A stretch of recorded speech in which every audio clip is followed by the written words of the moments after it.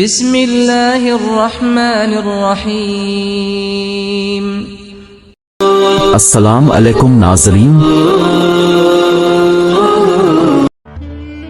سر میں درد رہتا ہو یا پھر چکر آتے ہوں تو نیم گرم دودھ میں تھوڑی سی ہلدی ملا کر پی لیں۔ گلے میں درد رہتا ہے تو پانی میں کلونجی کو ابال کر غرارے کریں، گلا ٹھیک ہو جائے گا۔ جن لوگوں کا ہاضمہ خراب رہتا ہے تو انہیں چاہیے کہ روزانہ کچے سونفوہے کا سفوف پانی کے ساتھ کھائیں، ہاضمہ کبھی خراب نہیں ہوگا۔ بالوں میں خشکی ہے تو پانی میں میتھی کے پتے ڈال کر بالوں کو دھوئیں، بالوں کی خشکی ختم ہو جائے گی۔